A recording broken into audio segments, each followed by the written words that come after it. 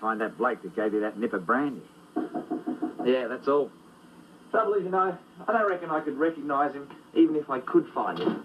Mrs. you. Mangel. I'd heard that you were on the run. Obviously just a vicious rumor. Mrs. Mitchell, I hope this isn't going to upset you, but I feel it's only fair that you should know just what your daughter's been up to. I reckon we're pretty well up on most of it, Mrs. Mangel. Oh, do you now?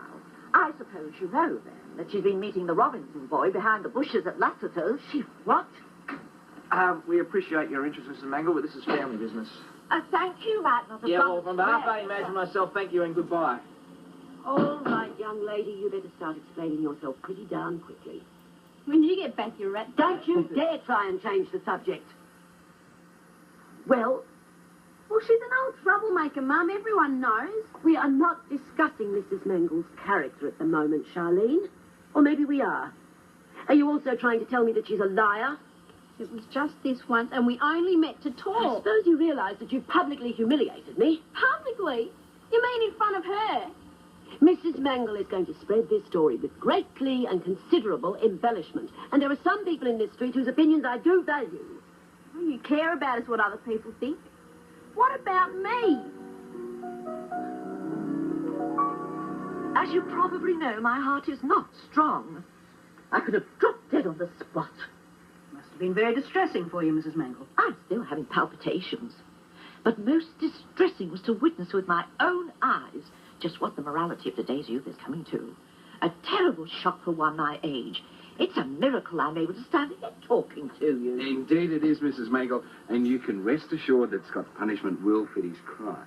I may probably have to take to my bed for the rest of the day. Oh, that's a very good idea. A good rest is probably just what you need. Hi, Mrs. Mangel. Hello, home, James. Oh, Madge, yes, we know all about it. Mrs. Mangel has just left. Now, don't worry, we'll sort something out. Bye. You're pushing things too far, Scott. You and Lenny were forbidden to see each other, no ifs or buts. Yeah, I know, and I think it stinks. It doesn't matter what you think. You know the rules. I was hoping your father could go away on this trip without having anything to worry about. Gran, there is nothing to worry about. We just wanted to talk. All right, who's been upsetting Mrs. Mangel? Why do you ask? I just passed her out the front, and she hardly stopped to give me the time of day, which is most out of character. Oh, well, that's because Clive's having a barbecue, and she wasn't invited, and I think she's a bit miffed. Oh, I bet she was. Have I been invited? Naturally. Good. I've still got a few loose ends to tie up at work, but I'll do that later. On your last day? Yeah, I'd say. I'm going to get ready for the barbecue. You won't say anything to Dad, but I'm going to sort you out myself. Back off, Paul. If you think I'm going to accept any punishment you dish out, you can forget it, all right? I didn't say keeping the peace was going to be easy. And you didn't tell me I was going to get chucked in the deep end either.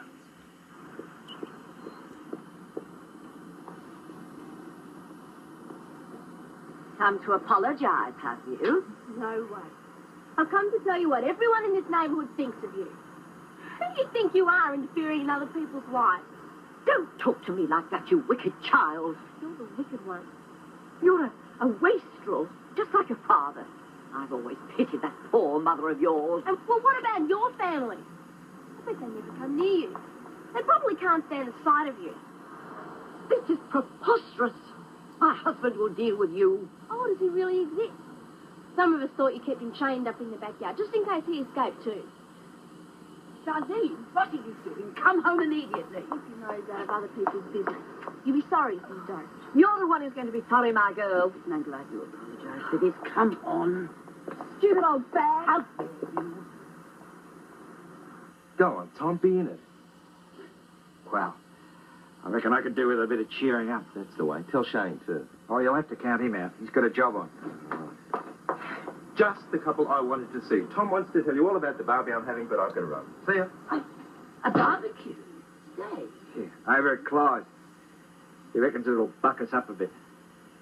Look, I'm going out for a bit of a walk. Oh, great, a Barbie. You have got a nerve. Oh, Mum. Sit. But what? For once in your life, Charlene, do as you're told. Go on. Now, would you please tell me why you did that to Mrs. Mangel? Because she deserves it. And you really thought it would achieve something? Probably make her worse. Undoubtedly, I would say. Charlene, I know that what seems to you to be harsh discipline is usually just me trying to protect you from yourself. You don't care about me. If I didn't care about you, would I be struggling to give you a decent education? What do you want me to do, turn my back on you? Would that convince you that I care about you? All I want to do is have some fun. Why can't you say that? Everything I have ever done for you, you've thrown back in my face. I just wasn't thinking. Oh, that's the trouble, you never do.